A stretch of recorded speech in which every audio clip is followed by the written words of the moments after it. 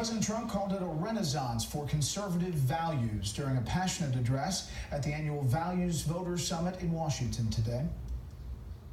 We know that it's the family and the church, not government officials, that know best how to create strong and loving communities. And above all else, we know this. In America, we don't worship government, we worship God. That got a standing ovation. President Trump is the first sitting president to speak at the summit. He also received a round of applause as he described his decision on stopping Obamacare subsidies.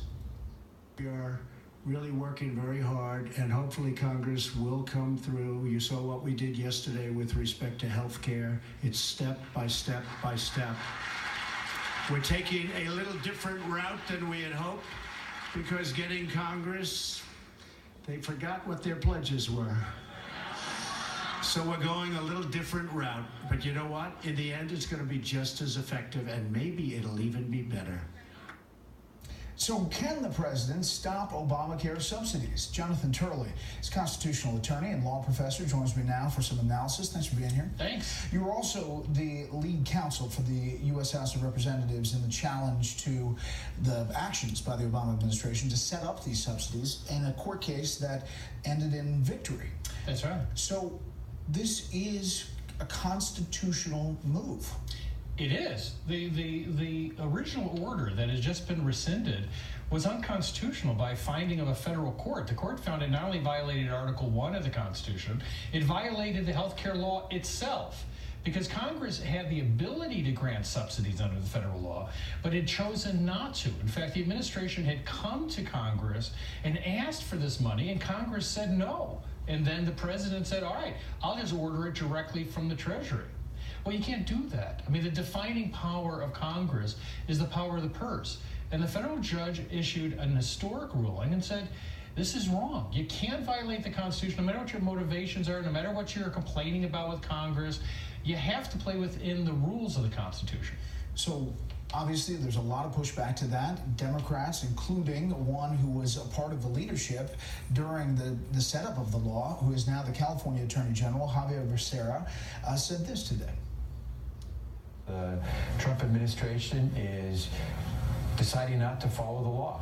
Everyone has to follow the law. Every one of us has to pay our bills. Just because Donald Trump is president doesn't mean he doesn't have to follow the law. We did not mean to have an executive decide which of the subsidies for Americans that would be paid and which wouldn't. Donald Trump is deciding which ones he wants to pay and which ones he doesn't. He doesn't get to do that just because he's president. And you're saying Congress doesn't get to just make things up. Well, it's rather bizarre, because he's talking about a law that was, an order that was found to be unconstitutional. So what President Trump just did is say we're not going to continue to pay subsidies that a federal court said was unconstitutional. And so what this does is returns the issue to where it should have remained all along, which is in Congress.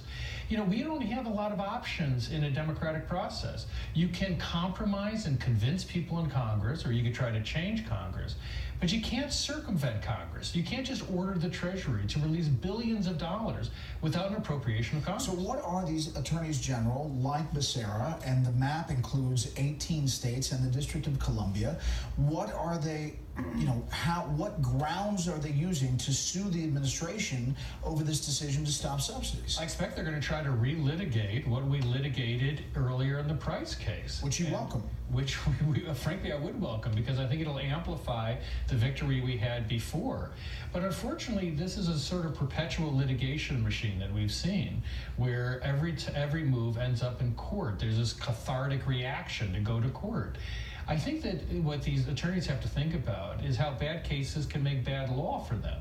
And they've already lost on this. Now, they could keep on returning to the table and putting bets down, but they lost, and lost big, in the previous litigation. They're going to be fighting for something that a court found was a violation of the core principles of the United States Constitution. This is the legal side. The politics side, the president says he's up for negotiation. Anything could happen with Democrats coming to the table. You write in this opinion for The Hill, op-ed, that if Democrats looked at it about funding the wall, the president's border wall, and that they said no to that funding. And then the president said, you know what? I'm directing the Treasury to take the money anyway. Right. That would be analogous. It is. I mean, the Democrats are now applauding a president who circumvented Congress and just basically ordered the funding, billions of dollars worth, under this law. What if President Trump took that lesson to heart and just ordered billions to build the wall? You can't choose. You know, what the difference is between governing by principle and governing by personality. It's clear that many of these Democrats, you know, liked obviously President Obama, do not like President Trump. But is that the system that you want? Is it a system that'll turn on simply who's making the decision rather than whether they have the authority to make it? Jonathan, it's always a pleasure, and as much as it pains me, congratulations to your Cubs. Thank you very much. I know that was tough. That was tough. Thank you, sir. Good finish on the week to Wall Street. The Dow jumped 31. The S&P 500 grew 2. The Nasdaq was up 14, finishing at a record high. For the week, the Dow rose 0.5%. The S&P 500 was up 0.2. The Nasdaq grew 0.25.